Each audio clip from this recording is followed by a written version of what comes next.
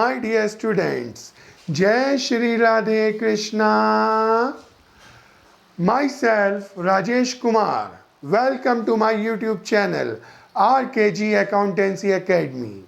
आज हम class 11th के second numerical chapter debit and credit के न्यूमेरिकल सीरीज को स्टार्ट करने जा रहे हैं, जिसका पहला और दूसरा क्वेश्चन मैं आज करवाऊंगा, जो इस प्रकार है।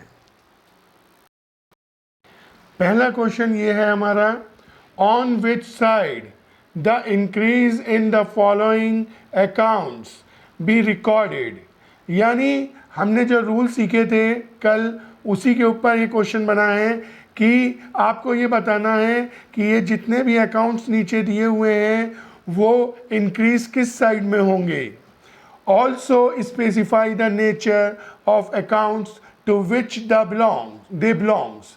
और हमें उनका नेचर भी बताना है कि वो एसेट्स हैं, एक्सपेंस हैं, लायबिलिटीज़ हैं, कैपिटल हैं, इन सब का नेचर भी बताना है, या रेवेन्यू है।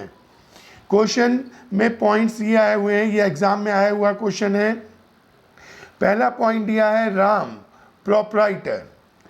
अब राम प्रोप्राइटर पूछा है, सेकंड रेंट अकाउंट पूछा है, थर्ड परचेज ऑफ गुड्स पूछा है, फोर्थ कैश अकाउंट, फिर फिफ्थ सेल्स अकाउंट, फिर सिक्स्थ इंटरेस्ट रिसीव्ड, फिर सेवेंथ डेटर्स अकाउंट, फिर एट्थ क्रेडिटर्स अकाउंट, फिर नाइन्थ बैंक अकाउंट, फिर टेंथ फर्नीचर अकाउंट।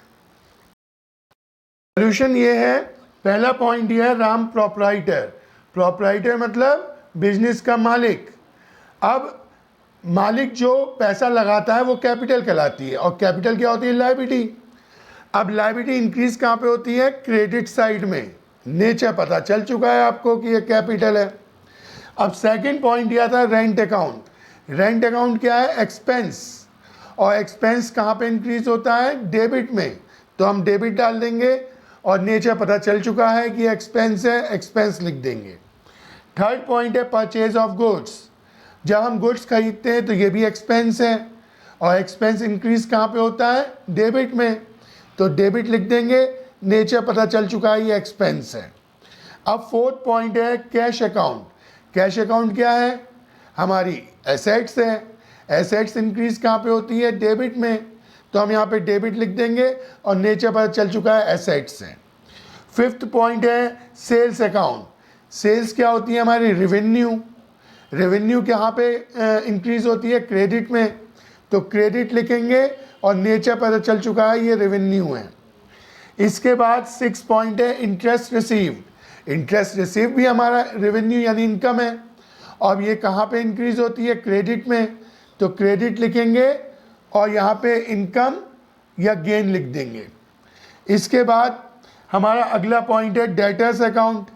डेटर्स क्या है? हमारी एसेट्स हैं, और एसेट्स कहाँ पे इंक्रीज होती हैं? डेबिट में। तो यहाँ पे एसेट्स लिख देंगे। इसके बाद अगला है क्रेडिटर्स अकाउंट। क्रेडिटर्स क्या होती हैं? लायबिलिटी होती है। लायबिलिटी इंक्रीज कहाँ पे होती है? क्रेडिट में। तो क्रेडिट लिखेंगे, और नेचर में लायबिलिटी दिखा देंगे। इसके बाद है बैंक अकाउंट। बैंक अकाउंट क्या है? हमारी एसेट्स। एसेट्स इंक्रीज कहाँ पे होती है? डेबिट में। तो डेबिट लिखा, और नेचर में एसेट्स दिखा दिया। इसके बाद लास्ट पॉइंट है फर्नीचर अकाउंट। फर्नीचर क्या है? हमारी एसेट्स है। एसेट्स इंक्रीज कहाँ पे होती है? डेबिट में। तो डेबिट लिखा, और नेचर में एसेट्स दिखा दिया। अब हम सेकंड क्वेश्चन में देखते हैं, इसने कहा है on which side the decrease in the following accounts be recorded. अब हमें डिक्रीज देखना है। डिक्रीज मतलब जो कम हो रहा है। अब पहले वाले क्वेश्चन में आपने इंक्रीज देखा, अब डिक्रीज देखना है कि ये अकाउंट्स जो हैं वो डिक्रीज कौन सी साइड में होंगे, डेबिट में या क्रेडिट में। और साथ में ही उसके नेचर भी बताने, जैसे भी बताए थे। पहला पॉइंट है कैपिटल अकाउंट, दूसरा है मशीनरी अकाउंट, तीसरा है राम आ कस्टमर, चौथा है मोहन आ सप्लायर ऑफ गुड्स, और पांचवा है सैलरी आउटस्टैंडिंग। अब हम इसका सोल्यूशन देखते हैं। पहला है capital account. Capital account increase होता है क्रेडिट में, डिक्रीज कहाँ पे होगा? डेबिट में। तो डेबिट लिख देंगे, और इसका नेचर तो कैपिटल अकाउंट है ही। दूसरा है मशीनरी अकाउंट। अब मशीनरी हमारी एसेट्स है। अभी हमने देखा था कि इंक्रीज डेबिट में हुआ था, तो डिक्रीज कहाँ पे होगा? क्रेडिट में, और नेचर पता चल चुका है ये एसेट्स है। इसके बाद है राम अ कस्टमर। कस्टमर कौन होता है? डेटर। अब डेटर कौन होते हैं? हमारे एसेट्स। अब एसेट्स इंक्रीज डेबिट में होता है, तो डिक्रीज कहाँ पे होगा? क्रेडिट में। नेचर पता चल चुका है ये एसेट्स है। अगला है Mohan a supplier of goods. Supplier of goods कौन है? क्रेडिटर। अब क्रेडिटर क्या होते हैं? लायबिलिटी। लायबिलिटी इंक्रीज होता है क्रेडिट में, तो डिक्रीज कहाँ पे होगा? डेबिट में, और हमारे को नेचर पता चल चुका है ये लायबिलिटी है। लास्ट है सैलरी आउटस्टैंडिंग।